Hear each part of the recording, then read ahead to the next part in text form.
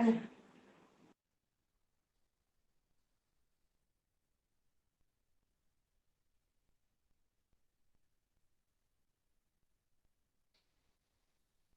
Chair, we are now live.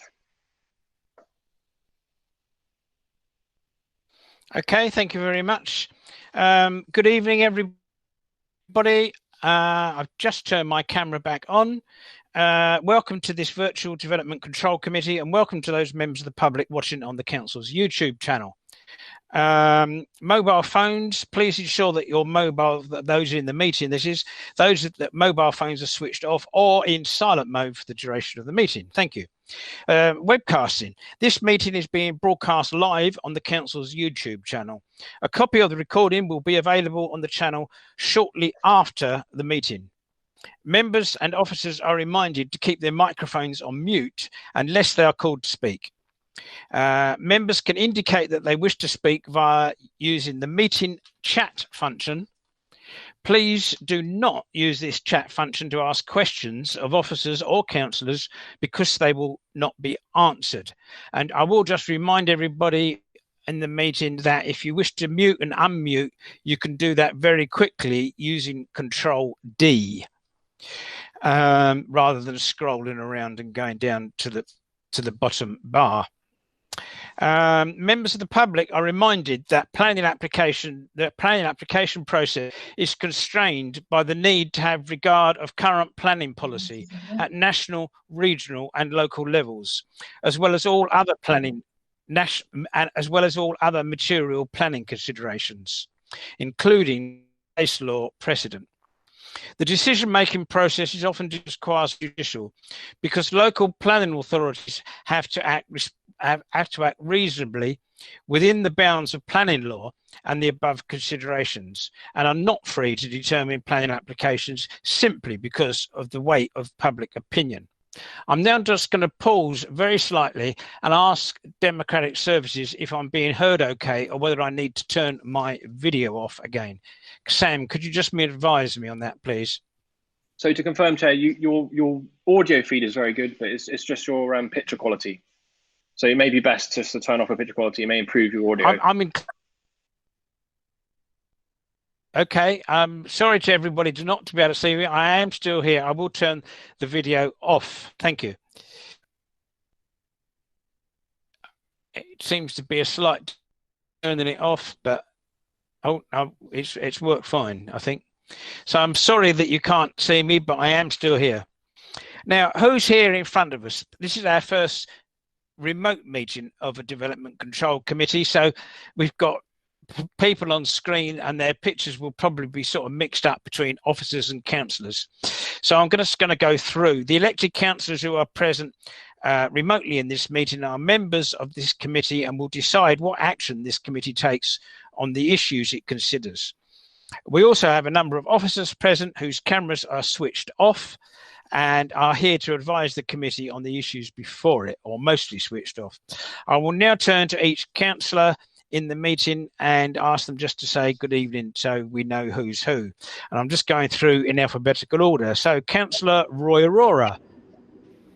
Good evening, Chair. Good evening, thank you. Councillor Kim Bailey. Present.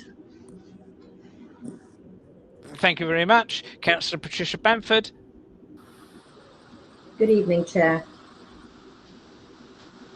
Yes, good evening. Councillor Mark Banyan. Good evening, Chair. Good evening. Councillor David Cunningham. Good evening. Good evening, David. Thank you. Councillor Lorraine Dunstan, who's Vice Chair this evening. Good evening, everyone. Good evening, Chair. Good evening. Thank you. Councillor Simon Edwards. Good evening, everybody. Good evening. Councillor Leslie Heap. Good evening, everyone. Good evening. Councillor Rebecca Mole. Good evening, everyone. Thank you, and I'm Malcolm Self. I'm chairing the meeting tonight. We also have two lovely councillors with us this evening who are here and have requested to speak on the item. They're not members of the committee, so they're not voting members, but they have requested to present during the meeting, and that's Councillor Ian George. Good evening. Good evening, and Councillor Sharon Felchikoff-Sumner. Good evening. Good evening. Thank you very much. Officers, we've got Sam Nichols, Democratic Services. Good evening, Chair. Good evening. Gary Marson, Corporate Head of Democratic Services and Elections. Good evening, Chair. Good evening. Barry Lomax, Head of Development Management.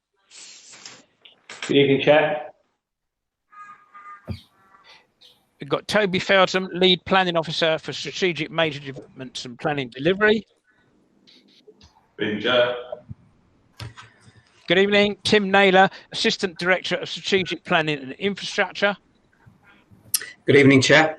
Good evening. Good evening. We've also got Jean Cousins, who's Democratic Services. Are you there, Jean? Good evening, Chair. And we've got Tricia East, who's from IT, who wouldn't normally be at the meeting, but they kindly come here this evening in case we have IT problems. So, Tricia, hello.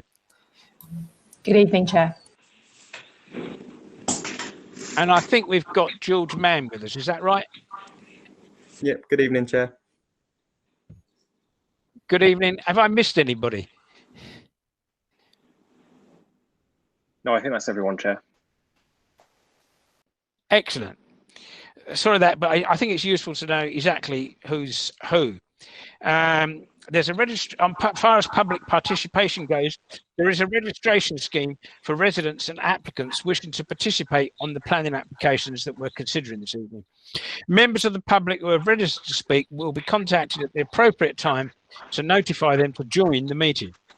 If we are unable to get in contact with a member of the public and they're unable to join the meeting, then we will read out on their behalf a written statement which they have supplied to us in advance. We've also got two councillors this evening, as I said, that have requested to speak. Under Procedure Rule 27 within the council's constitution, that says that other councillors are permitted to speak who do not sit on the committee to address the meeting if permission is granted by this committee. We've received a request from Councillors Ian George and Councillor Sharon Felchikoff-Sumner this evening. Are members happy? I hope we're all happy to permit this. If not, we'll have to go to a vote. But if you can indicate in the chat function now if you're not happy with that, if nobody goes in, then we will take that as agreed. Can't see. I'm just pausing for a moment. And nobody's indicated, so I'm taking that as unanimously agreed. That's good. We now turn to apologies for absence and attendance of substitute members. If I can turn to you, Sam, for that. Thank you. Yes, Chair. Apologies received from Councillor Kerr. Thank you very much, Sam. That's noted. Turning to the minutes of the meeting, are members happy to approve the minutes of the meeting held on the 4th of March 2020? If any member is not, please indicate now on the chat function. And I'll wait just a moment or two to see whether any names appear.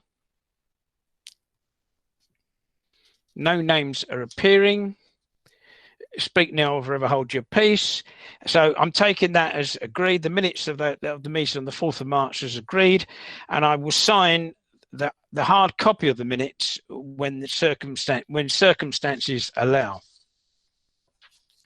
We now turn to declarations of interest. Members are asked to declare any disclosable pecuniary interests and any other non-pecuniary interests, i.e. personal interests, relevant to items on this agenda. If you do, could you please indicate in the chat function? and I can see that Roy has typed his name, Councillor Aurora has typed his name in very quickly. So I'll turn to you, Roy. If anybody else has got any interest to declare, could you please type your name in the chat function? Over to you, Councillor Aurora. Thank you, Chair. Can you hear me okay? Absolutely fine, yeah. Thank you. As part of my job, this is more of a statement as opposed to a declaration, but I'm told it's prudent for me to make the statement. As part of my job, I regularly speak to many estate agents, and last summer I had a brief telephone conversation with Kingsbridge Estates about Kingston Riding School. I'm advised by democratic sources that this in no way constitutes an interest, but for the sake of transparency, we feel that it would be sensible for me to put this on record. Thank you, Chair. Thank you very much, Roy. That's noted, and that's fine. Thank you very much. And nobody else has indicated any interest to declare. We now turn to tonight's planning application, which is numbered 19/02455, and it's for 38 Crescent Road, the Kingston Riding School there. It's for the demolition of the existing riding school buildings and the erection of 2 blocks to accommodate 52 residential apartments with associated car parking and landscaping. I'm going to turn first to planning head of planning, Barry Lomax, to present the item, and I think he's going to get the presentation up on the screen. Over to you, Barry. Thank you.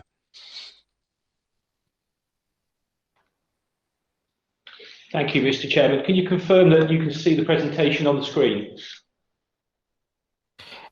It's fine for me. It's very clear, and it's absolutely good for me. I hope it is for everybody else. It's fine for me. Thank you. So the first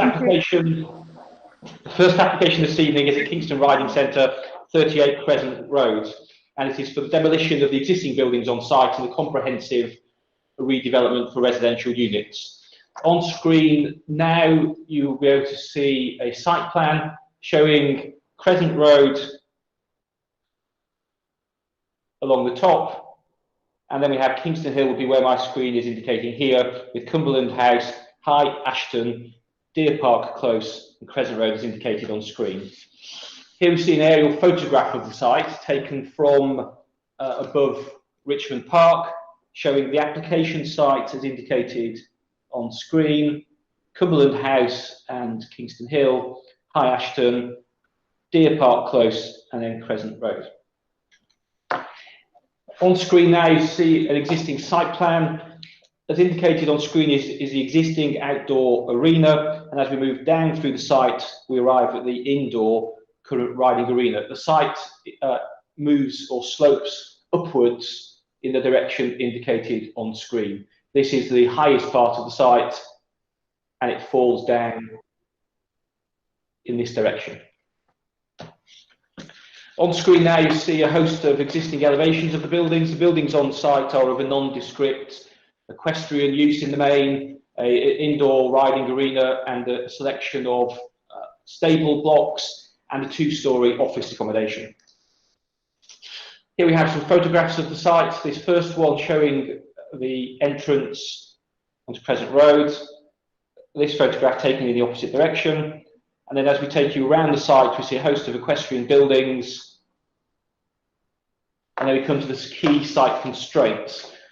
The application site is located in this location. This blue area indicates the conservation area, the Liverpool Road conservation area, out width the site is. And then this purple haze is a strategic area, which is a non-designated heritage asset. On the screen below, indicated in green dots are TPO trees, and indicated by green polygons are group TPOs. The site doesn't benefit from any TPOs, although there are some neighbouring the site, as indicated on screen. This is just to give members a context of the site, showing that there are buildings of a variety of heights around this site. The buildings indicated in blue are 7-storey plus.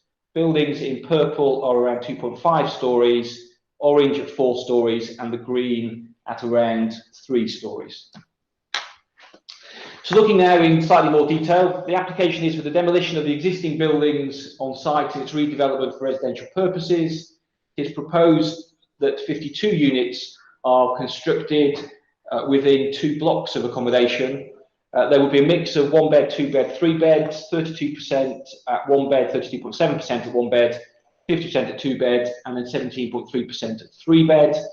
They will be spread across blocks A and B as indicated on screen, and then the affordable housing. There would be 17 affordable housing units. They would be a mix between London affordable rent, London living rent, and shared ownership.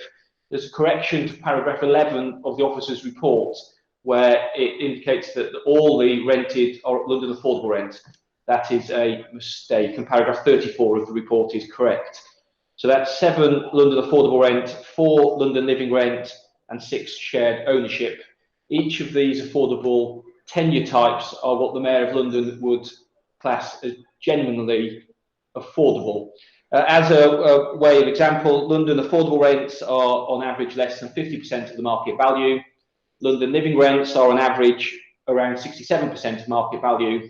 And then the shared ownership is where one will buy an equity stake and then rent the rest. The mix of units for the affordable units are as set out on screen. So there are 7 1-bed affordable units, 6 at affordable rent, and so on. So the proposal also includes 51 car parking spaces, 2 of which would be accessible spaces. Councillor Aurora seems to be having a problem with sound. Is it okay for everybody else? Is anybody else having problems? No? So 51. I find the sound, I'm just going to say, I find the sound is really good actually. But that's only what I've got here. Okay. Thank you. So 51 car parking spaces, 2 of which would be accessible spaces with the potential for that to be increased if there is a greater call on accessible spaces. There would be 11 active electrical charging points, 40 passive, and there would be 98 cycle parking spaces. Also included is around 850 square metres of communal space and around 190 square metres of children's play space.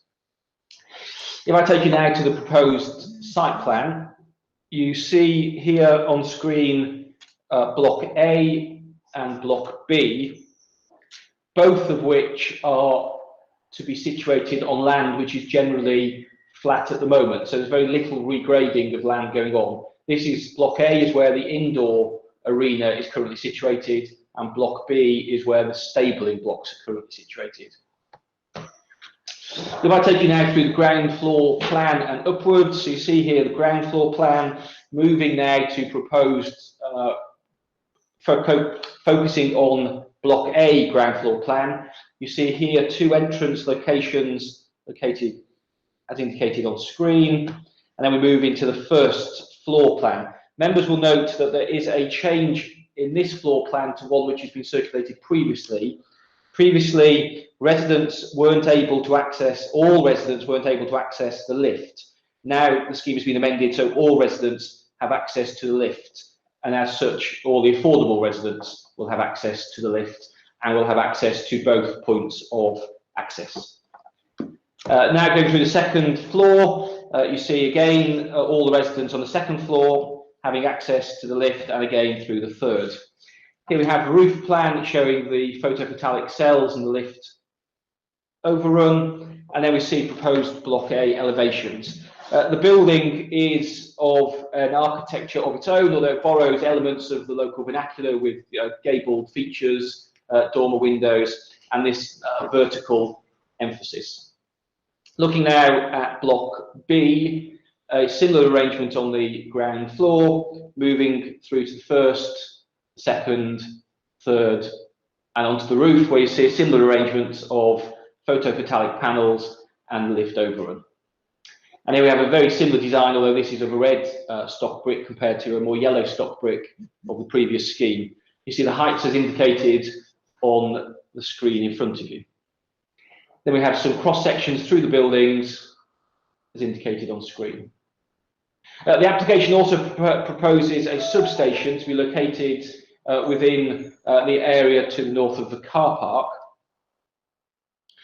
So in this area, as indicated on screen, and then here we have a cross section. So this, as I'm indicating on screen here, is the access through to the proposal from Crescent Road, and then the site rises up as it does currently.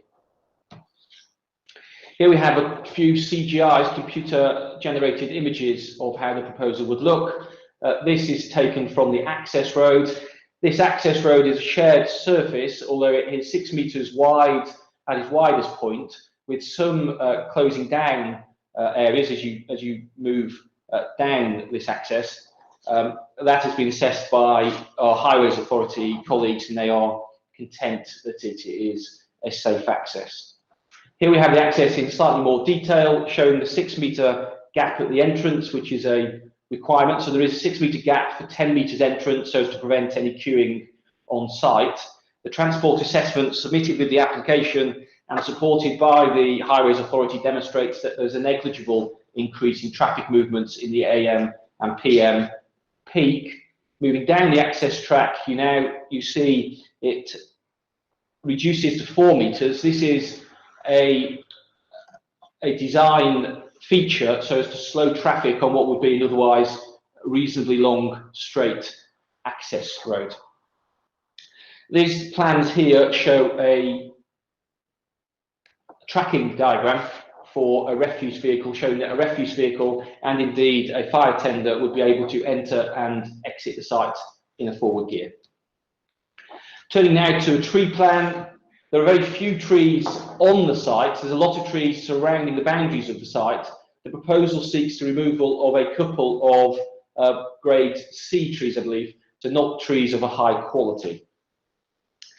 Sustainability, on screen now you have a rundown of the sustainable features of the proposal. The heating system is to come from electric panel heaters, so the whole of the scheme is electric. There are no gas boilers in the scheme.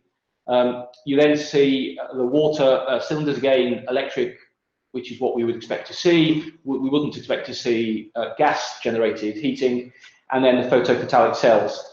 Also, as part of this sustainability feature, the application has been accompanied by a fully informed ecology survey.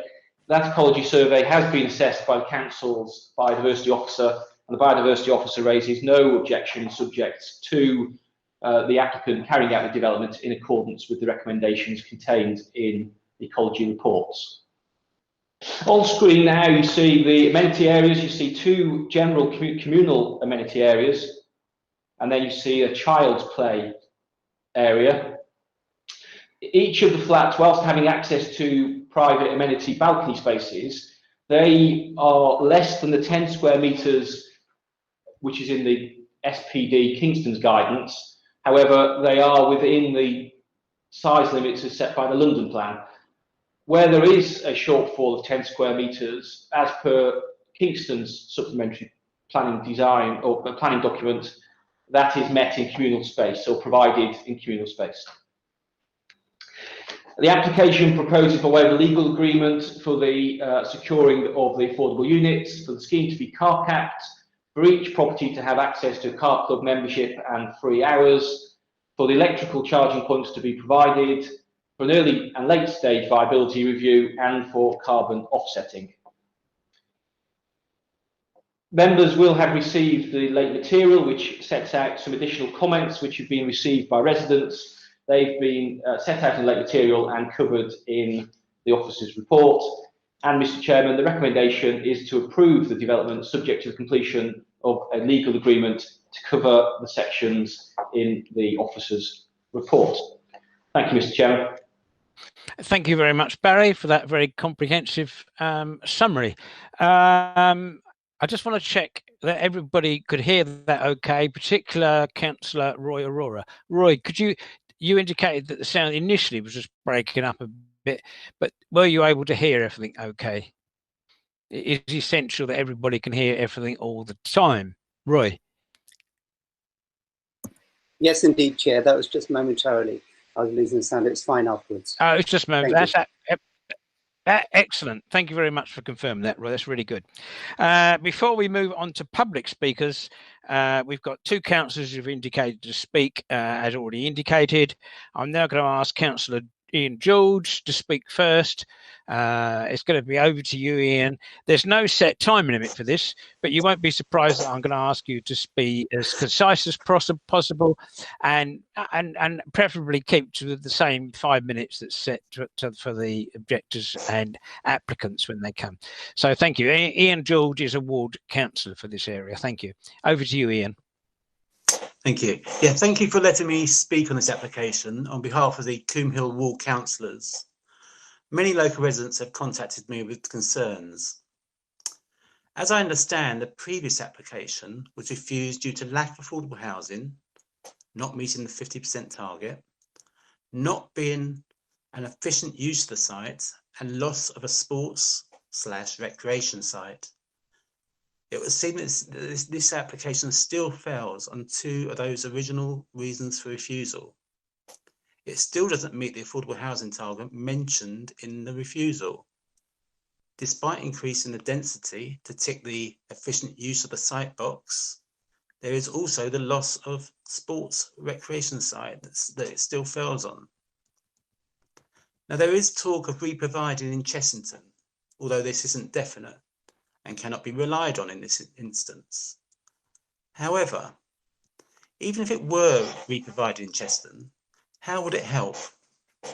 North Kingston and Coombe Hill ward residents lose a sports recreation area and suffer the problems associated with the increased density, such as traffic, potential flooding, poorer air quality, impact on local services, etc. And Chessington, in the far south of the borough, gets a new sports recreation area, perhaps. It doesn't make sense. Quite frankly, something in Richmond will be more of use to North Kingston residents than that in the complete opposite side of the borough. Now, it's obvious that the site is worth more for housing than it is for a sports recreation use. I see it was advertised in Horse and Hounds, which is obviously only likely to achieve purchases for something very similar to the current use, and an advertisement in the Surrey Comet, which has a very small circulation. I don't get to see the full details of the sale valuations and recreation versus housing site, but the price being asked for a recreation site was too high, so the market decided. I don't think the council should be encouraging loss of recreation and employment use land by supporting this application. Our residents need recreation space and places to work. The layout of the amenity space has been improved from the layout shown in the original public consultation event. The amenity space is now more central, which is positive. However, the amount of amenity space is still lacking. The small stretches of land directly outside the flats would not be used by other residents. We know this. It doesn't happen elsewhere in similar flats. Funnily enough, people don't like sitting outside someone else's windows. So we have the small patch in the centre of the site. Better than the previous plan, as I said, but take a closer look. That space next to the car park. Oh, sorry. Got lost there. Yeah, so that space at the centre of the car park, obviously not great for children, is an area for 120 plus residents. Not enough space for children to play, despite a very small sort of marked off play space, let alone for space for residents to sit out and have a barbecue or exercise or whatever else people like to do in gardens. And please keep in mind that the private amenity space being offered here in the way of balconies doesn't meet space standards. So this application still fails on two of the previous reasons for refusal. Doesn't meet affordable housing target, the one that's actually written down in the refusal, despite the increase in viability with increased density, and loss of sports recreation and employment space. There's a lack of 3-bedroom flats, which doesn't meet targets, and there's a lack of amenity space, which doesn't meet our own standards. and it should be refused for these reasons. Thank you.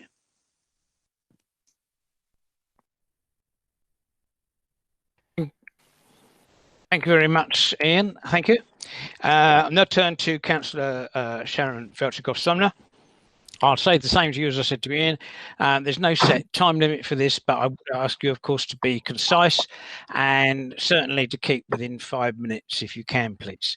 But over to you, Sharon. The floor is yours. Thank you. Thank you, Chair, and thank you to the committee for allowing me to speak today. I'm speaking obviously as a councillor, but I'm also speaking as a member of the British Horse Society and someone who has previously had a business interest in a hacking yard. My colleague, Councillor George, has mentioned many of the reasons for refusal. Now, I accept that my colleagues have a very difficult decision to make this evening, and I don't envy you. But there are many reasons for rejecting this application. And one of them in particular is the loss of sporting facility and a recreation ground. Now, I'd like you to consider equestrianism in a different way. Equestrianism is one of our most successful sports in the country. We are continually world leaders in the sport. The site at Kingston Riding Centre not only provides hacking facilities for people of North Kingston and those travelling by train from other areas like Wimbledon, but it also allows for people to approach the sport of equestrianism in an accessible way. It provides a horse share scheme, which allows people to share a horse, which is traditionally a bit more expensive sport. So it allows people probably of a lower income to be able to access the sport as well, bringing more diversity into a much loved sport. It also runs pony clubs, and I have many fond memories of attending pony club when I was little, and I can, speaking from my personal experience, it is an amazing way for young people to pick up new skills in animal management and also to grow in an independent fashion. And I really would urge people to think about the loss of the recreational side of it, that it will have an impact on the children that take part in pony club, and also just the positive experiences that many children gain from being around ponies and horses. There are, I think, too much emphasis is being placed on tilted balance here, and I think if you have a look at the other reasons which have been quoted for rejecting the scheme, I hope you can agree there is. But I'd also like to speak to you about the animal welfare issue and the future of the horses and ponies at the yard if this application is agreed this evening. I truly believe their fate is sealed if this application is approved. Horses are as individual as people, and sadly, they are not protected in the same way that companion animals like dogs and cats are. Our law is still very old-fashioned and classes them as livestock, so they don't enjoy the same protection as the pets that we have at home, and yet they are still as much part of someone's life. The Kingston Riding Centre has a business model, as I've already said, about providing experienced riders with the opportunity to hack around Richmond Park in its lovely open spaces in a very relaxed way, something which riders may find more difficult in Chessington, which is equally as beautiful, but is more dominated by farmland, which doesn't make hacking as enjoyable. If you look at the Riding Centre's website, it also makes a great deal out of its connections by train with other areas, which I feel that if it is located, and it is in doubt whether it will, that they would not benefit. So even if it was to relocate, the type of business it would attract would change, meaning that the horses that are currently there would end up being substituted for horses of a different type. So maybe less of hacking ponies and more towards riding school ponies. There is already a question about whether the site will relocate. And if you have a look at the industry at the moment, I would say that is a big question mark. Unfortunately, due to lots of different reasons, and some similar as we're seeing today, where riding stables don't make as much money as selling off for property would, a lot of riding stables are struggling. And if you look at the market, it is saturated with former riding school horses up for sale, and many of them end up just being passed on. I genuinely believe that if we go ahead tonight, then we will end up with a very real situation where the horses and ponies currently located at the site will end up with healthy horses going for slaughter because they can't be sold on. And I really would ask people to consider that, whether it's a planning term or not. I think we all have to have compassion for animals, and I would ask you all to consider that. I would also ask, if it does get relocated, can we think about the actual cost in terms of pollution? You're asking people to travel from North Kingston across the borough to go to Chesington, which is obviously going to put additional cars on our roads and add to the pollution. But for me, as a lover of horses and someone who's ridden since a child, I would ask you all just to think about the effect that this application would have on the horses there. They will not be, in my experience, there is no market at the moment for former riding school horses. They will end up being passed on, and I really do fear that we'll have a situation where these horses will end up we'll see those healthy horses going on to be slaughtered. So, but thank you very much for listening to me.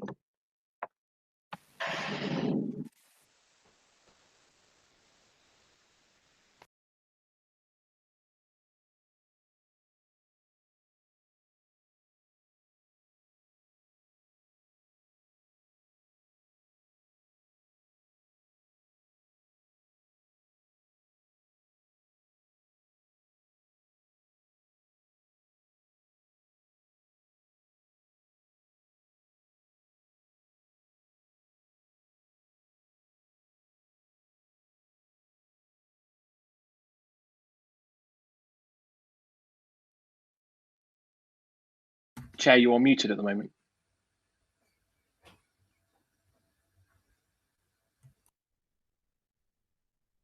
I do apologise. The number of times I've told other people that they're muted, and I think how silly they are, I do apologise. I thank the two councillors that have spoken.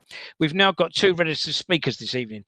I believe we've got Andrew Jackson, who has been nominated to speak on behalf of the objectors, and Jessica McSweeney is speaking in support of the application. Welcome to the meeting, Andrew. Please, you've now got it's now your opportunity to address the committee with your comments. And I know you know already, but I'll remind you that you've got 5 minutes to speak. That will be timed, and Democratic Services will just let you know when you've got 1 minute left after 4 minutes. So if you can unmute Andrew, the floor is yours. Thank you. Thank you, Chair. Can I just check you can hear me okay? I can hear you very. I'm muted. No. I hear you very clearly. Thank you. Thank you. I've lived in North Kingston for 25 years. I'm speaking on behalf of local residents, some of whom have lived here for over 50 years. A few words on this consultation process. Letters sent through the post arrived quite late, which limited our time for objections to just a few days. And by notifying those who objected to the latest proposals only, and insisting on online submissions, the council has effectively excluded many from objecting, particularly the elderly and many others who just weren't consulted. With COVID-19, residents haven't had an opportunity to meet up and discuss the matter as they normally would. So we, the residents, have three main concerns.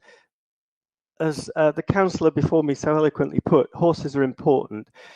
This riding stables has been here for over 70 years.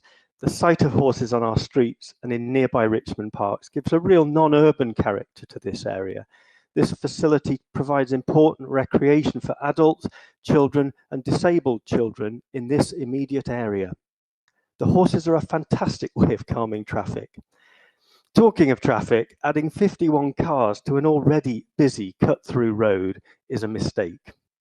Stationary traffic on Crescent Road is already a significant health and environmental issue, and this scheme just makes this worse. Let's turn to the subject of wildlife. The developers' recent survey showed that bats, badgers, foxes, birds and butterflies live on and use this site as a green haven, a link between Richmond Park and Coombe Wood. So if this scheme goes ahead, that will be destroyed permanently. As Councillor George rightly pointed out, 2 of the 3 reasons this scheme was rejected last time still haven't been addressed. The main reason for rejection last time was that it would result in the loss of outdoor recreational facilities and community facilities without adequate replacement. It's not been demonstrated this facility is no longer needed. The site is in no way vacant, it's very much in use to this day. And contrary to the developer's assertions, it's not been adequately marketed for community use.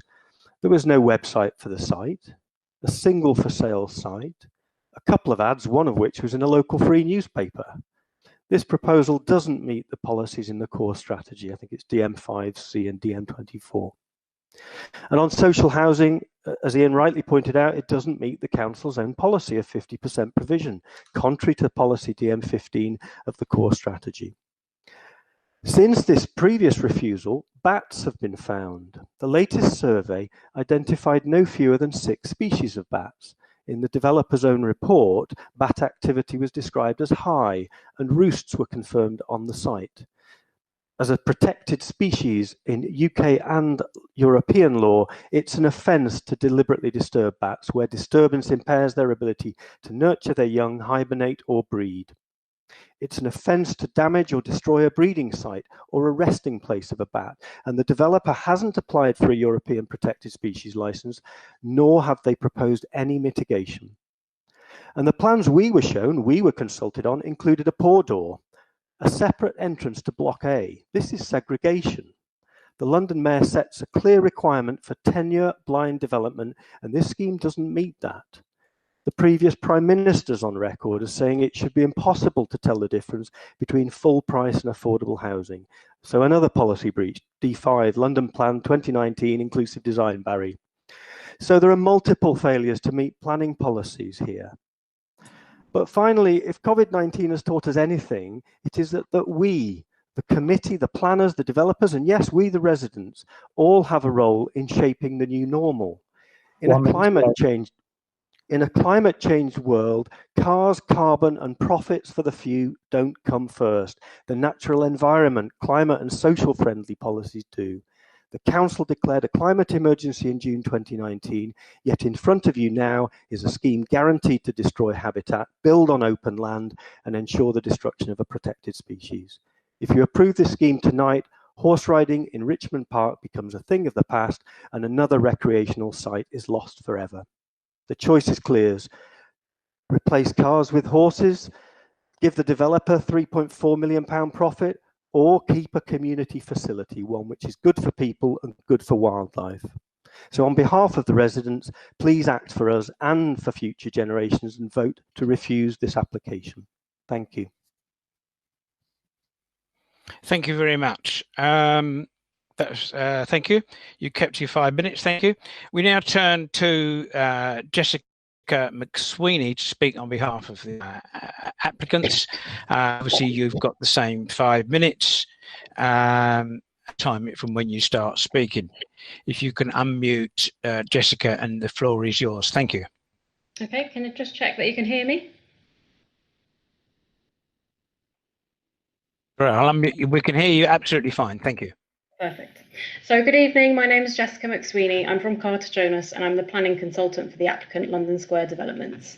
The application before you this evening represents the culmination of 17 months' work with officers of the council, the community and the design review panel to create a scheme which is not only appropriate in design and planning terms, but also represents the best reuse of a site which is no longer fit for purpose and will soon become vacant. It's important to clarify that the most recent planning history associated with the site relates to an application for 20 units, which was refused in 2017. This application was made by a third party rather than London Square or the landowner of the riding centre, and it did not make best use of the site, proposing a low density development.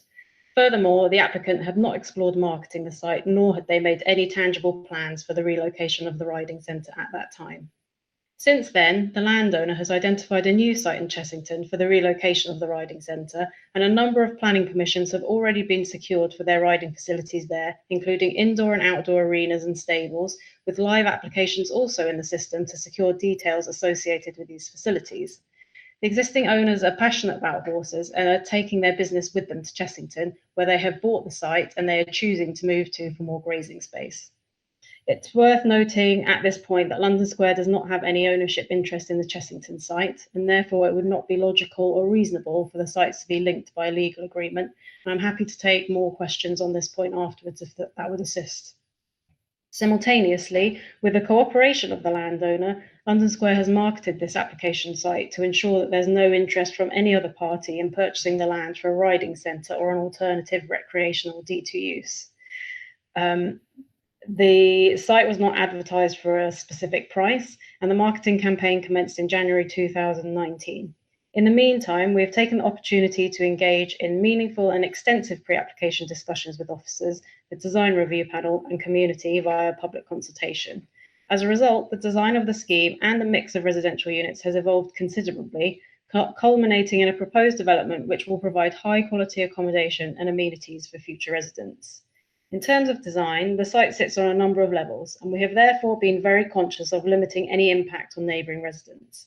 The surrounding residential context is varied, with 7 to 10-storey blocks of flats to the north and the more suburban 2 to 3-storey houses on Crescent Road. As a result, we've had to be mindful of creating a modest scheme which creates a smooth transition in response to the neighbouring context. Therefore, we have set the building heights at 4 storeys rather than any higher, a point which was a welcome surprise to many that attended our public consultation event last year.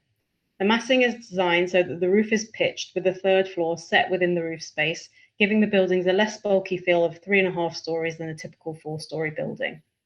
The buildings are oriented in such a way that future residents would all have a good outlook without creating any issues associated with overlooking, thereby safeguarding the privacy of neighbours. Following feedback from officers and the DRP, the design and layout of the site have evolved to make the communal amenity space the focal point of the development, linking the 2 buildings and contributing to the feeling of a landscape setting. In addition, the majority of existing trees on site will be retained. The landscaping strategy includes new tree planting, and there will be an overall reduction in hard surfacing. The application complies with the draft London Plan standards for parking and cycle parking, with passive and active provision for electric vehicle charging. In terms of sustainability, the landscaping celebrates the entrance to the site, creating a shared surface with tree planting, and permeable paving with extensive landscaping is proposed throughout the site. Furthermore, the buildings have been designed to be as energy efficient as possible, with PVs located on the roofs. The viability of the site has sought to balance the level of affordable accommodation with the provision of 3-bedroom family accommodation. The maximum level of both affordable and family units has been achieved with the affordable split favouring affordable rent rather than shared ownership accommodation. In addition, London Square has consulted with a number of registered providers to ensure that the affordable accommodation proposed would meet the RP's requirements. In conclusion, the site, which is set within a wider residential area, is no longer fit for purpose as a riding centre. All of the previous reasons for refusal have been addressed, and the necessary boxes have been checked to demonstrate that A, there is no longer a demand for a riding centre in this location, and B, that the facility will be re-provided elsewhere in the borough. Furthermore, the design has overcome the complexities associated with backland development, and the application represents an important opportunity to secure the delivery of housing in circumstances where there's no 5-year housing land supply. Thank you, and I'm happy to address any further questions members might have. Thank you very much. If you can put your mic on mute just for the time being and stay in the meeting, please. Thank you. Do any members of the committee have any questions of the objector, Mr. Andrew Jackson? If you do, can you indicate in the chat function now? And I'll wait just a moment to see names coming up.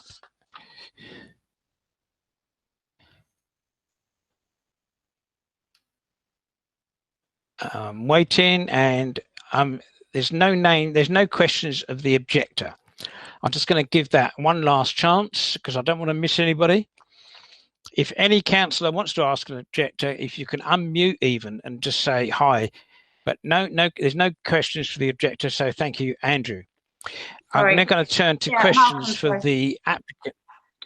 Oh, yeah? Yeah. Yeah, sorry, Martin. Hello, Councillor Heap. Yeah. Can you hear me? Yeah. Yeah. Hi. Yeah. Question to. Yeah. Excuse me, Lizzie. Is this a question to the objector, Andrew Jackson? Yes. Right. In that case, as soon as you start speaking, Democratic Services will start the 5-minute timing that we've got for questions, and it's over to you, Leslie. Thank you. Thank you. Shall I speak now? Yeah, please do. Yeah, it's a question really about the use of the current riding centre. How well used is it at the moment? And perhaps he could shed some light on that. It's a question to him. Thank you. Thank you, Councillor. Thank you, Leslie. Turning to you, Andrew. I was outside in the garden today. Our property overlooks the stables. Horses were being ridden. People were there having fun. As I came out to the front of the house, 2 young people walked past. They go up to the local shops. I think one of them employed there, another is a rider. It's always in good and busy use and has been for some time. We are cyclists around the area, and only yesterday horses are in the street. I haven't been out today on the roads, but I'm absolutely confident that horses will have been hacking into the park. So as Councillor Sumner rightly pointed out, this is a really important consideration for this scheme, which is the animals themselves and the livelihood that it creates. Did that answer your question? Thank you, Andrew, for that. Leslie. I think it answered the question very well. Thank you. Have we got any other questions? If you have got a question, I'll pause again slightly. Can you please type your name in the chat function? Thank you, David. Councillor Cunningham, you've got a question. Over to you, David. If you can unmute and ask a question. Thank you. Oh, sorry, you've got a question for the applicant, I've seen. Sorry, correct. So there's no more. I'm going to take this as no more questions for the objector. So thank you very much, Andrew. We now turn to questions for the applicant or the applicant's representative, Jessica McSweeney. Again, the 5-minute rule will apply, and the time will start as soon as the first question is started to be asked. If David Cunningham, you've already indicated you've got a question. If any other councillors have a question for the applicant, could you type your name, just your name, in the chat function now, please? And I'll pause just a moment or two to allow anybody to type their name in.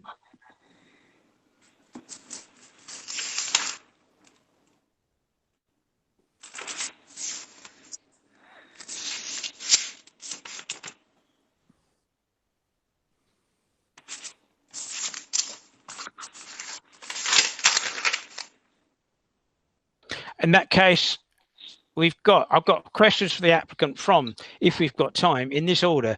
We've got David, Roy, and then Mark.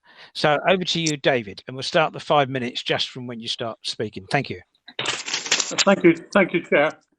My question to the applicant is, we received, all the members of the committee this week received a letter from the applicant's representative where they say, since the previous application, Kingston Riding Centre are now planning to relocate to Chessington. Their new facility, approved by RBK, will better meet their operational requirements and secure them as a continued asset for the borough.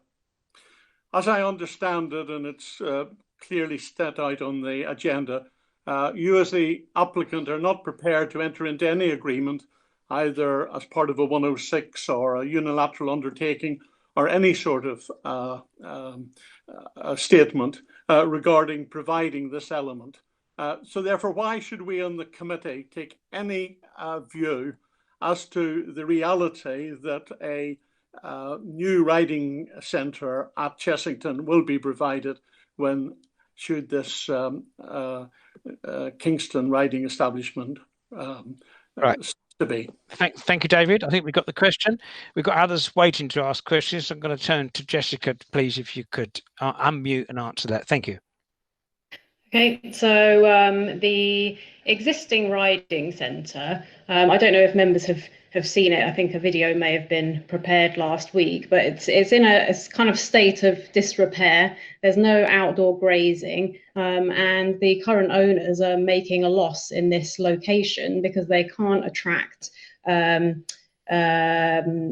liveries where they can't provide any outdoor grazing. So they're moving to Chessington. They're not being asked to leave. They've decided to move to Chessington. They've bought the site in Chessington. They've got various outline permissions, and details have been submitted for reserve matters for their site in Chessington, and conditions have been satisfied, and it is their genuine intention to move there. On the topic of why the two sites couldn't be linked by a legal agreement, this would be a kind of Grampian style obligation where the two sites are in totally separate ownership. So should planning permission be granted, London Square would buy the existing Kingston Riding Centre site, and the owners would move to Chessington, and the two sites would be in separate land ownerships with neither landowner having an interest in the other site. So it wouldn't be logical to link the two sites, because London Square couldn't be asked to guarantee that the Chessington site would continue indefinitely, because it's a business and they have their own business interests, and the two sites the two owners aren't linked. The two businesses are totally separate, if that makes sense. Okay, thank you very much. We've got two more councillors who'd like to ask a question. So I'm going to turn to Councillor Roy Rohrer. Thank you, Roy. If you can unmute and ask your question. Thank you, Chair. My question actually was what David just asked and has been answered, but I've got a very small question, if I may ask that, Chair. It's to do with balconies. A note from the report, Jessica, that the balconies are not 10 square metres as required by the policy for Kingston. Is there a reason why you chose not to build the balconies big enough so they would meet our policy requirements? It was more okay, thank you, Roy. We've got that question. Over to you, Jessica. Yeah, just to do with the structure and the design. Having quite deep balconies would create some kind of overshadowing on the units below. So we want to try and keep the amenity space clear of that kind of shadowing effect.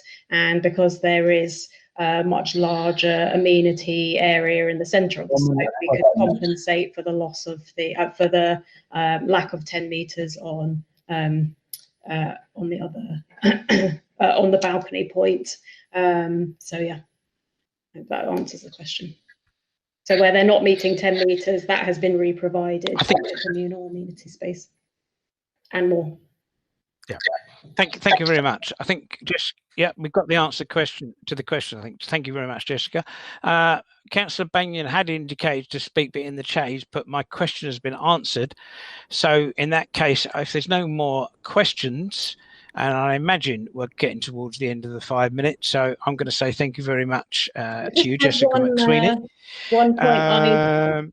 One thing I didn't say in terms of responding to Councillor Cunningham's question, where he asked about linking the two sites. If it's in response to a question, if it's in response to the question, then yes, please go ahead. Yeah, so linking the two sites, we actually provided officers with a QC's opinion to confirm that it wouldn't be possible to link two sites in two separate ownerships via a legal agreement. So I just wanted to confirm. Okay, thank you very much for that. Thank you. Thank you very much for that, Jessica. Thank you. So that concludes the speakers, the objector and the applicant speaking and questions. So thank you, Peter and Jessica. Peter and Jessica, I think it's Andrew, isn't it? Sorry, thank you, Andrew and Jessica. That concludes our public participation. You can now leave the meeting, and if you wish to carry on and follow the rest of the meeting, which I'm sure you will, you could do so on the council's YouTube stream. Thank you. Thank you for the opportunity to speak. No, thank you very much. Thank you. I'm now going to go back to Barry to sweep up with any points that he'd like to respond on proceedings so far. So over to you, Barry. Thank you, Mr. Chairman. Just a couple of points I'd like to come back onto. First and foremost, it's important to note that there's three separate key principal policies here. There's loss of outdoor recreational space, there's loss of a community facility, and loss of employment space. So we have three different policies. The report, officer's report, highlights there would be a loss of outdoor recreational space, and that does weigh against the development. That is clear in the officer's report. However, bearing in mind, when we're talking about loss of outdoor recreational space, we are in very close proximity to Richmond Park, which does provide a significant amount of outdoor space which would be able to sweep up outdoor recreational use. Turning now specifically to the community facility that is the equestrian use, officers have taken into account policy DM24 of the core strategy, and taking the marketing evidence that's been put forward, the site having been marketed in the specific journal Horse and Hounds, or the magazines particular to this field. It was included in their anniversary special edition. It has been advertised, yes, in the Surrey Comet, but also by Kingsbridge estate agents. They've had around 26 interest, none of which went any further. Some of those were looking at re-providing a riding school use, but it never went further.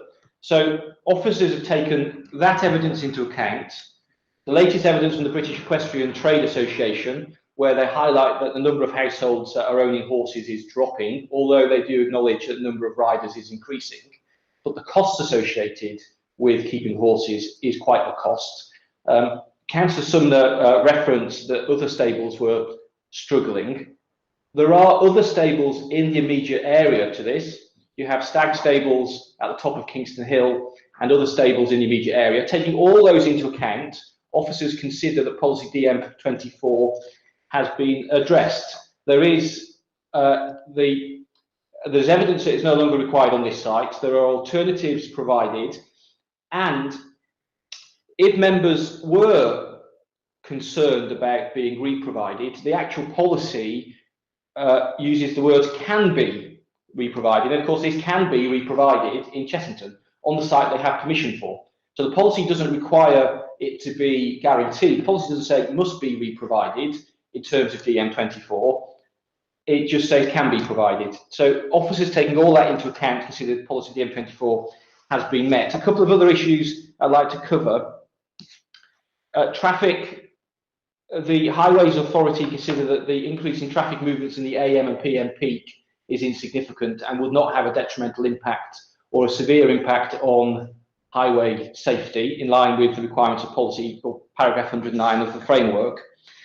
And now turning to amenity space, what's important to note here is, whilst the Kingston supplementary planning document on design seeks 10 square metres, it does go on to say that if you can't provide 10 square metres, you can provide that or sweep it up in communal space. Now, the communal space they are providing is well above what the guidance would be. The London plan has 5 square metres for a balcony. We have 10 square metres for a balcony. It would be in line with the development plan. Turning very quickly to ecology biodiversity, the scheme has been assessed by the council's biodiversity officer. He is content with the scheme, subject to compliance with the conditions and the recommendations set out in their reports. And it is important to note that this scheme would see a significant increase in soft landscaping on the site.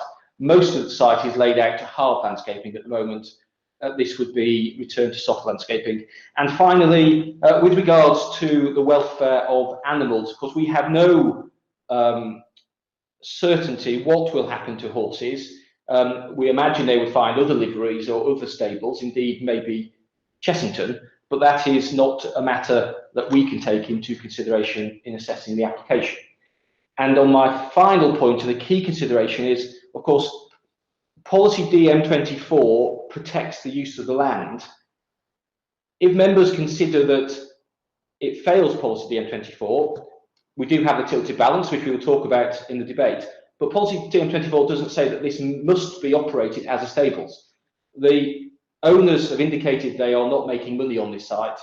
They can move to Chessington and leave the site with no use at all, of course. That is something we should bear in mind. They're all the things I have to sweep up on, or sweep up with, on or with, Mr. Chairman, and happy to take any questions, of course. Thank you very much. Thank you. We've now turned to questions, and we've Borough have indicated they wish to ask a question. If any other question, can you please type your name in the chat function? and I'll just pause a moment, but you've still got opportunity to type your name as the meeting progresses. So I've got in this order then, David, and then I'm going to make a note myself. Bear with us one might. So I've got David, and then Lorraine, and then Roy, and then Mark, and then Simon. Anybody else? That's what I've got. I've got at the moment. I've got David, Lorraine, Roy, Mark, Simon. If anybody else wishes to ask a question, carry on, type your name in the box, and I'll return to that after those 5 have spoken. Thank you. I'm getting a message from Democratic Service to say my connection is cutting out. Did everybody hear that? Okay, I can't. Is my video on now? Can you just speak through that publicly? So, Sam, can you tell me, is my video on? I can't see from this end right at the moment. Yes, your video, Chair, is on. It's just cutting out briefly. So I would suggest that probably to improve your connection, you need to turn off your video. All right, I've got my video should have turned off. Is that happened? Sam. Yes, your Chair. video is off. Sam. Chair. Thank you very much. Thank you. Right. David said I don't have anything to say. He's had his questions answered. That's fine. So in that case, I'll turn to Councillor Dunstone. Over to you, Lorraine. Thank you, Chair. I've just got a couple of questions that, although were sort of briefly touched upon, weren't actually answered in the questions time. And I was just wondering how many people actually still use the site, how many horses are kept there, and also how many people currently work at the riding school. Thank you, Chair. Thank you, and Barry or Toby. Thank you. Thank you, Mr. Chairman. I don't know the usage of the site, but I do know that the site currently employs 8 persons, and those 8 persons would follow the site if it is re-provided elsewhere. But this would, if there are 8 people employed at the site, however, I do not know how many people use the site. Thank you, Mr. Chairman. Thank you, Barry. Yeah, thank you. I'm going to turn to Roy, Councillor Aurora. Over to you. Thank you. Thank you, Chair. Actually, I had 3 questions. I had one on section 106 and one on loss of asset. All 3 of them, Chair, have been answered. So thank you very much. I have no further question. Okay, thank you for that, Roy. In that case, we go to Councillor Banyan. Over to you, Mark. Thank you, Chair. So a couple of questions. First being around the number of parking spaces, parking provisions. Effectively is 1 parking space per apartment, as far as I can see, is 52 apartments or 51 parking spaces. I see that there was an objection, there were objections before that I guess residents were concerned that there'll be overspill. But this is, well, from my time in the planning committee, I see lots of larger developments are providing, you know, a lot fewer parking places compared to the number of apartments available, in order to, you know, could reduce the number of car owners, basically, to, you know, effect on travel, climate change, etc., etc.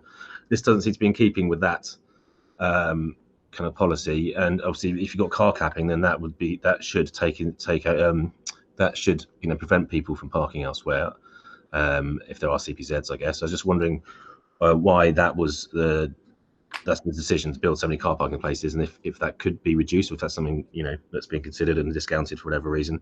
And second question was about the bats that was mentioned by Mr. Jackson. Just he seemed to think that, you know, this would have serious impact on the bats being a protected species. What's kind of safeguards are in place? What's been done in terms of looking into that, making sure that that is not going to be something, cause for concern. That was it for me. Thank you.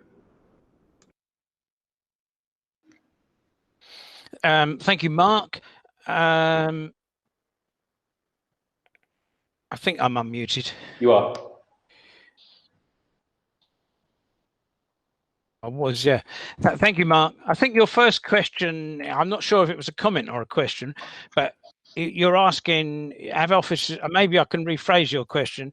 Did officers consider the number of parking spaces provided in the context of especially the mayor pushing for less spaces in order to drive down car use? Would you say that's, I think I've summarized the question. I'm trying to make sure it is a question. You've got the second question. Yes, I think that's it. And wildlife on the side. So over. Yeah, my really.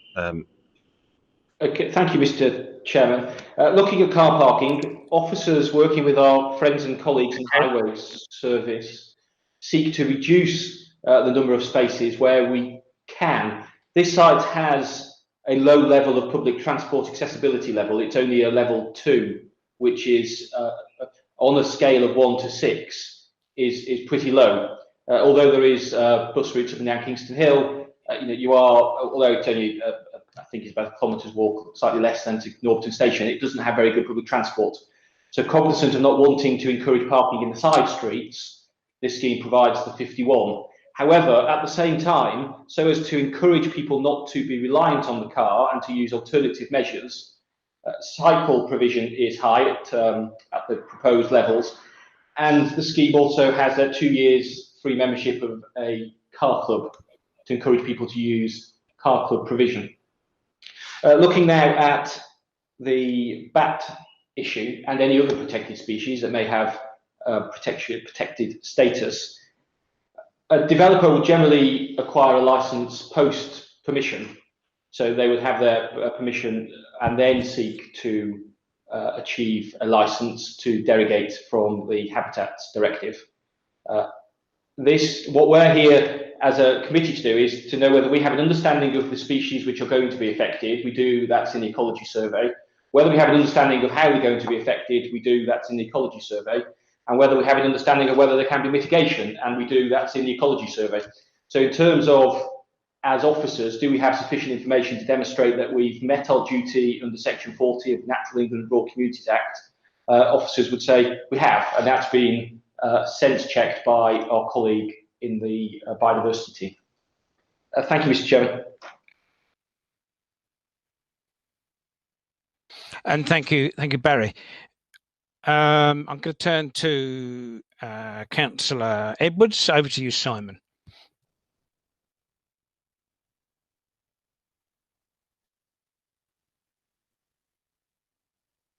Sorry about that. It took me a while to unmute. I think I'm unmuted now. I just wanted to go back to the issue about paragraph, I think it's 97 of the NPPF. I think it's that. Hang on, get it there. Yeah, 97. It states that existing open space, sports and recreational buildings and land should not be built on unless an assessment has been undertaken which has clearly shown the open space, buildings or land to be surplus to requirements. Well, it's not really open space as such, I don't think, but it is buildings or land which come within the definition of sports and recreational buildings. And the policy, the framework says that we shouldn't allow building on those unless there's an assessment before us showing that the land is surplus to requirements. And I know we're in tilted balance, but paragraph 11D of the framework says that planning permission should be granted housing unless the application of policies in the framework provide a clear reason for refusing the development proposals. So it seems to me, and this is a rather a long question, I know, seems to me that unless there's an assessment which clearly shows the buildings and land to be surplus to requirements for sport and recreational use, we should refuse this application. Now, the only assessment we have is the marketing assessment. And my question really is whether that is sufficient to have a document which simply says that we advertised it in Horse and Hounds and Surrey Comet and produced a glossy brochure, but didn't actually get anything, when there's no assessment of other the surrounding facilities, whether there's a need in the area for recreational buildings and land. I know there's a very big open space nearby. We don't need to be told that. But we're looking here about sports and recreational buildings and land, because after all, we can't build on Richmond Park. So that's my question. Is this assessment, does it really go far enough? Which may ultimately, of course, be a question for us.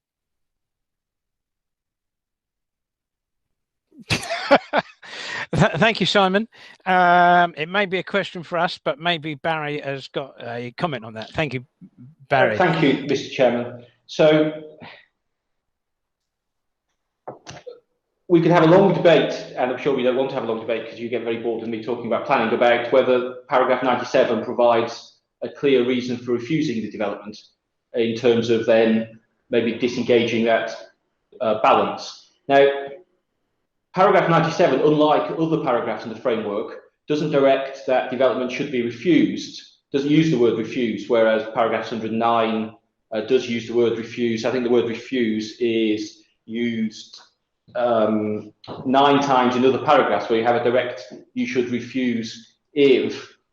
So there is a question about whether it is a paragraph that provides a clear reason for refusal. That is one point, and that would be something that officers would have to consider. And at this point, we think that the assessment that would be suggested by 97A would be such as what they've done, an assessment to the marketplace. Does anybody want to keep this as a building for outdoor recreational space? Whilst there were interest, or was interest from operators to continue, they never took it any further. We're in a strange situation where there are some authorities, which, and we have done one, although are slightly out of date, an old, what would have been PPG 17 open spaces assessment, where a local authority would assess its open spaces and say what is required. Now that is generally public open space or recreation open space, which is open to a greater number of outdoor sports. This is quite a niche provision, and a niche provision which is provided elsewhere in other parts of the borough. Stag Lodge stables, and I think there's another stables in around North Kingston.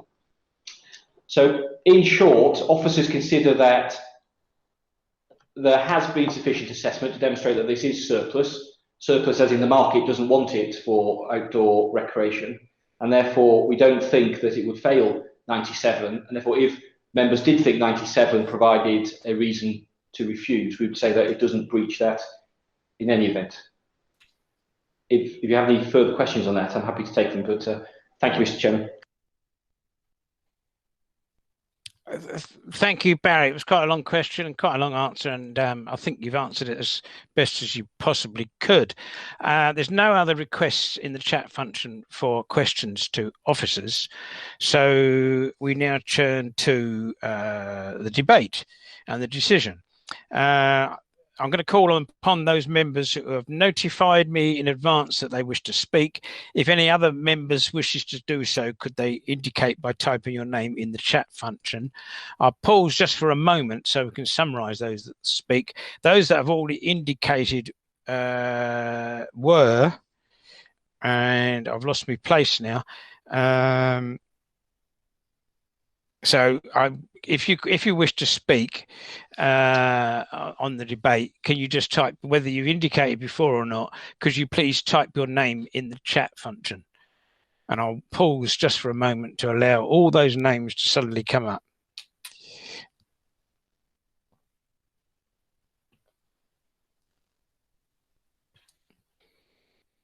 It was, yes, that was 2048. I'm getting the time, 2048. So far I've got Councillor Edwards, Councillor Aurora. I'm going to start with those two. You can still come, other councillors, whilst those two are speaking, you can type your name in the chat function and we'll pick those up later. So I'm going to kick off with Councillor Edwards. Over to you, Simon. This is now debate on what you think of it, etc. Simon. Thank you very much, Chair.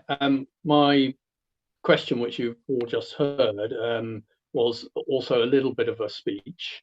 I must say I'm not very impressed by the marketing appraisal, and it leaves me feeling a little bit uneasy that there's no actual evidence about the stable usage, its profitability, and numbers and the way in which the business has gone over the last few years, nor any area appraisal of what recreational facilities are available within the area around there. It's not an area which I'm intimately familiar with, so I'm a little bit uneasy about that. And I absolutely understand the point about Section 106 agreement and how we can't insist on that. As regards bats, I note we've got a condition that the recommendation in both the ecological appraisal and the bat survey are complied with, so I'm happy with that. I'm also happy with the design of the place and with the amenity level. I think it's pretty reasonable, actually. Do you know, I'm still undecided. I'm going to listen to what other people say and make up my mind right at the end. Thank you very much, Simon. I'm now going to turn to Roy. Nobody else so far has indicated, but if you wish to contribute to the debate, we've now got Lorraine. So I've got Roy and then Lorraine. Over to you, Roy. Thank you, Chair.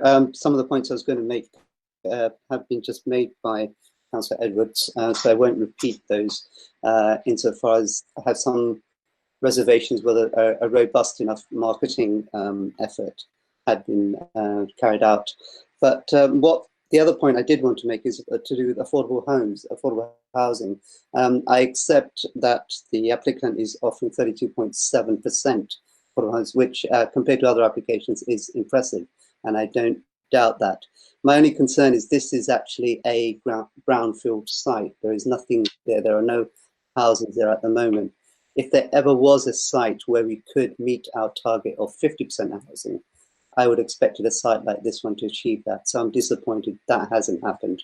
Whether or not that would persuade me to vote either way, again, like Councillor Edwards, I shall remain undecided till the very end until I've heard all the other arguments. That's all. Thanks very much, Chair. Thank you, Roy. I'm just going to contribute a little bit on that myself. I've got lots of bits of paper and everything in front of me, and I'm trying to follow everything, but I've got to what I wanted. I suppose a comment. I'm directing this. I'd like Barry's view on this as well. I know it's been. I've read the report and the officer's comment regarding the affordable, and it's recommended for permitting. Even though the affordable isn't that average, it's just under a third. It's nearly a third rather than our 50%. But my comment would be that 11 units, 21% of that affordable. So 2/3 of the affordable, roughly, is London affordable rent. And I know we've got. Sorry, that was the. Barry's going to clarify this in just a minute, but there's a percentage at London affordable rent. I did read this, and there's a percentage at London living rent. Rather than it could, we probably could have got more at 80% discount market rent. But it's, to me, it's good that we've got some at London affordable rent and some at London living rent. Barry, I can see is having a discussion with Toby, but that's all right. But Barry, could you elucidate on that? And could we have got nearer our 50% had we negotiated and said, oh, we'll just go for 80% discount from market rent? And I'm not suggesting that that's what we want. I personally prefer more or fewer to secure fewer units affordable, but a greater discount. Could you just clarify that, please, Barry? Thank you, Mr. Chairman. So the London affordable rent and the London living rent are both forms of affordable homes which the Mayor considers to be genuinely affordable. Market general affordable rent with a 20% discount, i.e. being 80% of the market, the Mayor classes as not being generally affordable. So if we would have had more of those, then you would have had an overall increase in quantum. However, that would not have served the needs of the borough and certainly people on our housing list in need. So we've been working very closely with our friends in the housing department to ensure that the offer we have is the best in terms of the affordable housing budget, if you will, what this scheme can sustain.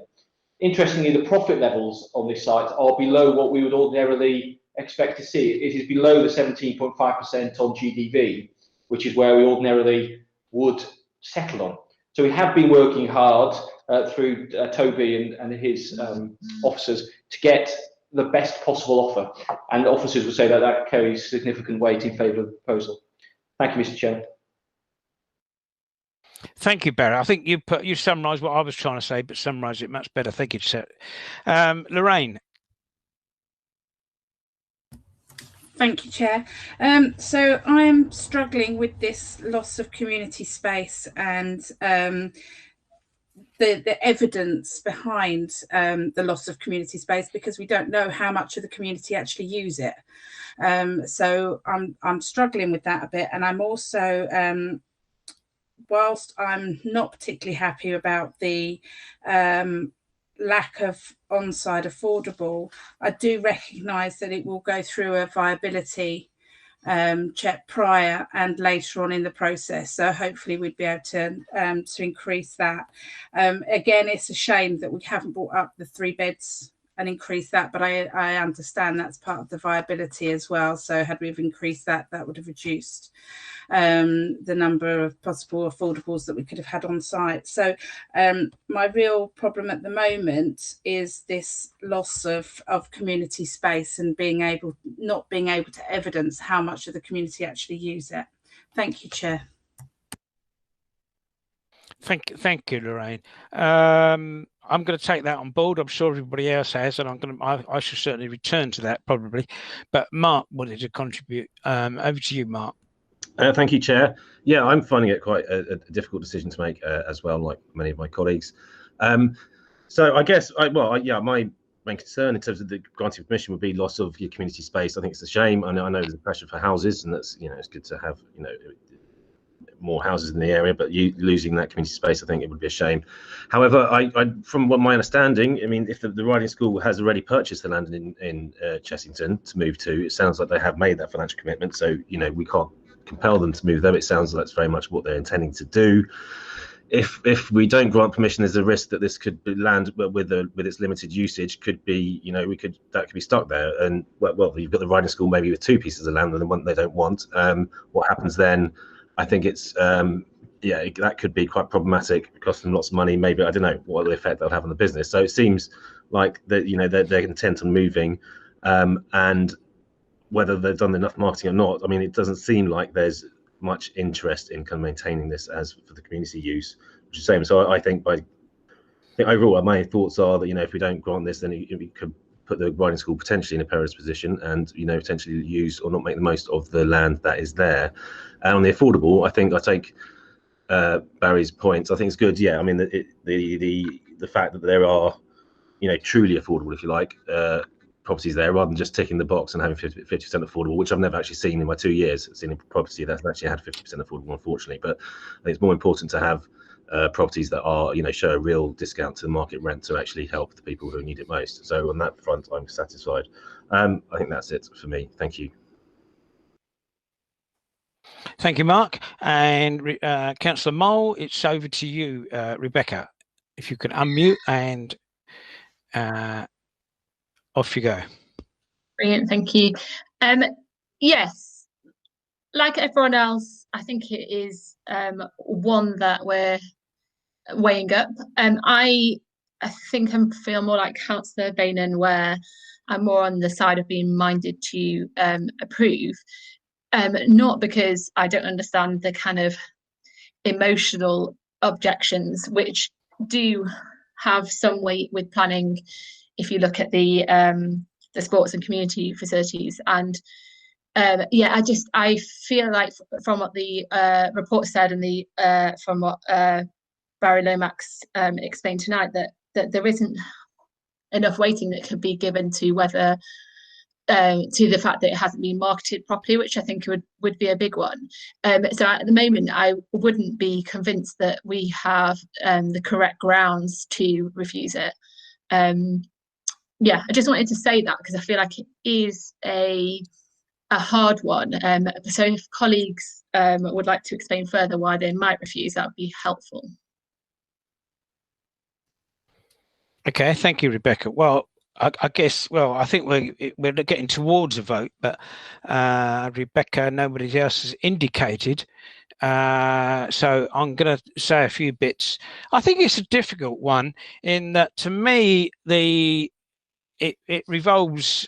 The key thing to me is this community use, loss of a community facility, community space, and has it been marketed adequately?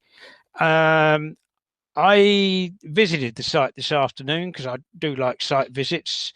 I'm going to stop there because Tricia has indicated she'd like to speak, and I'll let her come in before what I was going to say. So over to you, Patricia.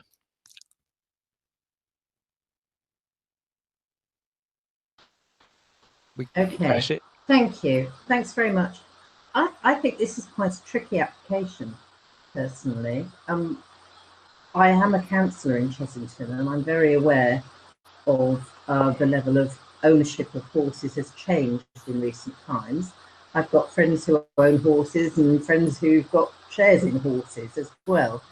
And as it states in paragraph 16 of the report, it talks about reduction in the number of people who actually own horses and the number of people who can afford livery and all that sort of thing. I know it's a very tricky and challenging market at the moment, and that might well explain some of the silence with regard to progressing with any of the marketing inquiries that, according to paragraph 16, nothing was forthcoming. It's clear that the owners of the site have already decided to purchase land elsewhere so that they can operate their business. And it might well be that it's cheaper to use greenbelt land, existing greenbelt land, in an area where there's already a proliferation of horses and stables. That is an economic decision for them, I guess. I do find it tricky. The other paragraph that I've noted is paragraph 87, when we talked about loss of habitat.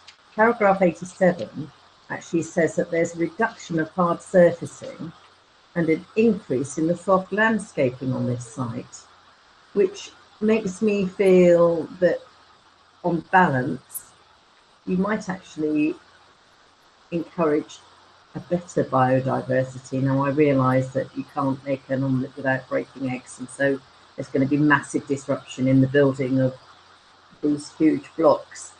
But it does look, according to the report and from the guide that Barry took us through at the very beginning across the site, that there will be more green space, and also with the site currently, as you noted today in your site visit, there's an awful lot of concrete there already.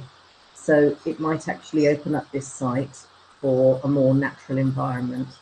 I'll leave it there because I'm in danger of waffling otherwise.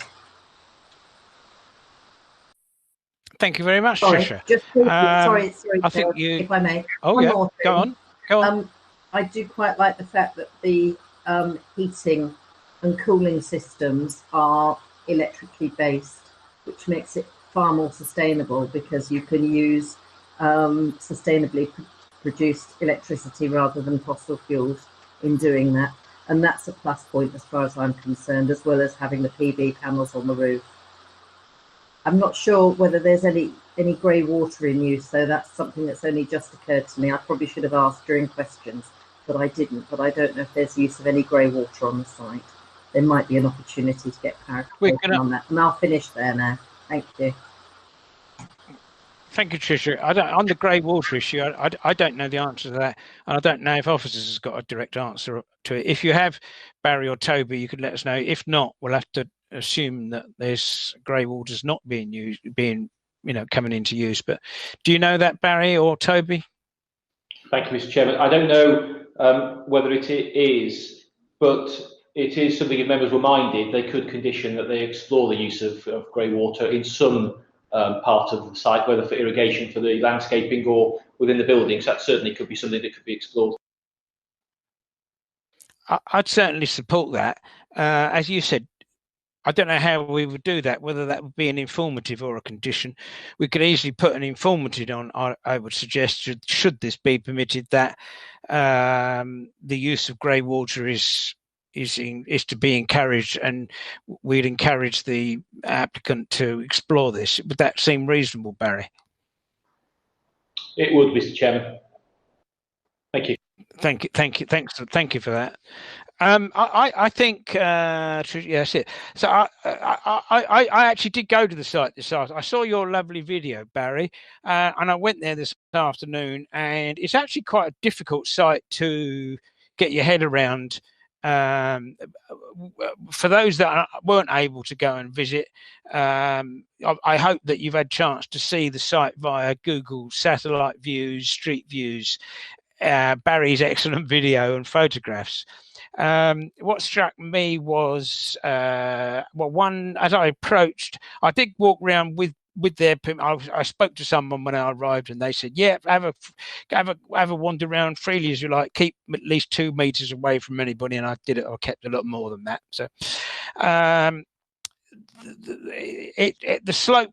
What you can't see maybe easily from the two-dimensional drawings is the fact that the site slopes quite considerably. I know it's in the report, but up to where the electricity substation, the little thing up the top in the isosceles triangle bit, is quite high compared to where block A will be. Virtually, I think the whole site is concrete, with the exception of where there was a horse riding around. I'm going to use the wrong terminology. The outside paddock thing. I don't think that's the. I'm going to. If Sharon was anybody that goes horse riding, they're going to tell me off. But there's a rectangular spaces for horses to be galloped around. There's a sand school, I think. It's a what? A sand school where you can parade the horses on the sandy surface. Oh, right. Yeah. That's what it was. It was sort of sandy. So there was a sand school, there was a horse, but apart from that, it's virtually all concrete. So as far as loss of wildlife and biodiversity, I think there'll actually be a net increase. And and the conditions, obviously, on bats, it would be breaking the law if bats were disturbed or harmed during its construction, so during the demolition and so on. So I think that overall it will lead to a net increase in green space, but it can't do anything else. The other thing that struck me was that the approach road is clearly shown on the drawing. It's actually quite long, I thought, to walk along, and I was a little concerned that the proposed site plan, which you can't see me now, but I'm looking at it now, it seems to show no distinction between vehicle space and pedestrian space. And I hope the applicants are listening. Should this be permitted, I'd like them to consider marking out a more distinct pedestrian, even if it was marked by posts down one side, so that people walking in, residents walking in and out with pushchairs or in wheelchairs or anything else, are kept separate from vehicles going in and out. The big thing is, has it been adequately marketed, and has it been demonstrated that there isn't a it isn't suited, or has it been demonstrated that community use isn't viable on the site? I think we've heard enough of the arguments, and we'll each have to take our own view on that. With that, I'm going to go to the vote. I'm minded to vote for it. I think it is, to me, the key thing is this loss of community space, and has it been adequately marketed? I think the actual design is, I think it's very good and been thought well about. The way that it's both the look of the blocks, the height of the blocks, and the way that they're sited, I think works very well within what is a difficult site. It's not an easy site to design. So I think it's been a lot of thoughts gone into it. And with that, nobody else has indicated, we are going to go to the vote. So I turn to Sam, who's going to go to ask us each how we're going to vote, and he will also ask you, or to confirm that you have not lost connection, you've heard everything during the meeting. So it's over to you, Sam. Thank you, Chair. So I will now call upon each councillor in turn. Please can you indicate how you wish to vote by saying for, against, or abstain, and please can you also confirm that you have been present for the duration of the meeting. So Councillor Aurora. Thank you, Sam. I vote abstain, and I can confirm that I have been present here at the meeting. Councillor Bailey. I vote for, and I have maintained connection through being present throughout. Councillor Bamford. I vote for, and I have been present for the whole of the meeting. Councillor Bainon. I vote for, and I can confirm I have been present for the whole of the meeting. Councillor Cunningham.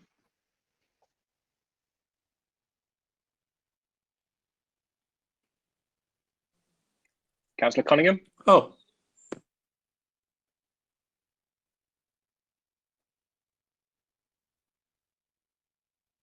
Councillor Cunningham. I think he's just left the meeting accidentally, I take it. So we might have to wait for him to log back on. Okay, we'll wait for him to. We will wait. I think it's best if we wait. I can confirm, I mean, as far as I've seen, Councillor Cunningham has been present throughout the whole meeting and the discussion, and it looks like David's back. That's good. Councillor Cunningham.